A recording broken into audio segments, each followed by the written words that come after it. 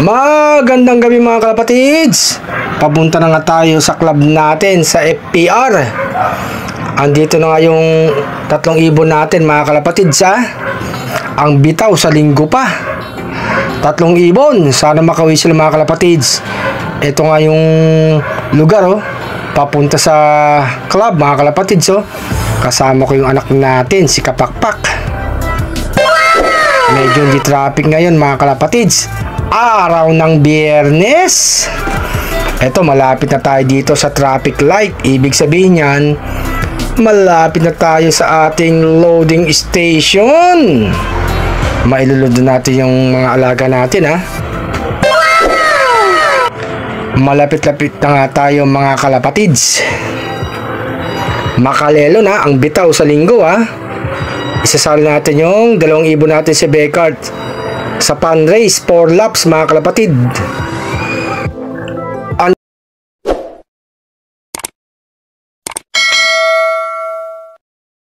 Dito na nga tayo. Hawak ko na yung 3 ibon natin training box. Ito na sila mga kalapatid. So iloload na natin. Ayan nga si Kapakpak mga kalapatid. Dala na yung 3 ibon natin oh.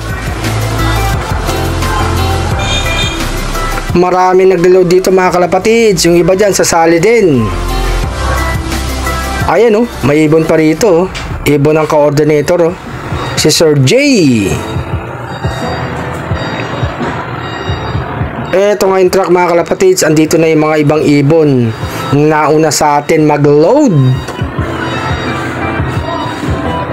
Ayan oh, kukunin na si Flying Becard. Hawak-hawak na yung Kapakpak. Antay lang natin. Tayo na ang kasunod.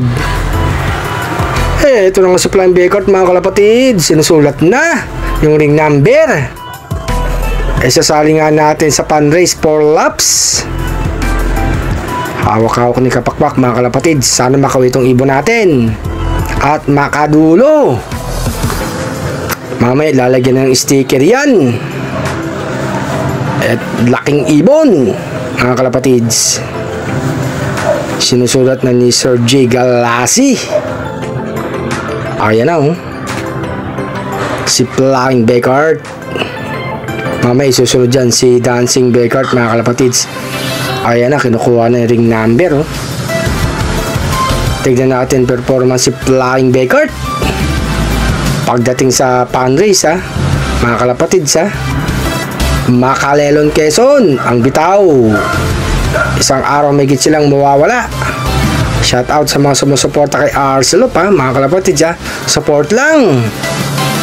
Mamaya ilalagay na to sa truck pag nakuha ng ring number at mailista na mga kalapatids. Okay na. Iabot na sa isang cashier para mailagay na sa truck. Ayos na.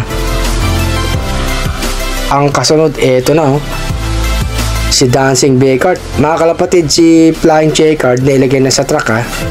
Hindi kasi sa kasali sa pan race kaya nailagay na ron ha.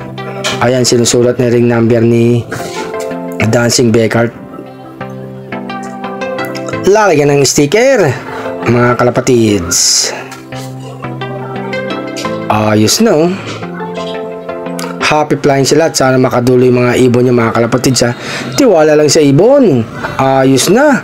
Iabot ulit sa pan-shear para mailagay na sa truck. Ayan, si Kapakpak dala na yung training box.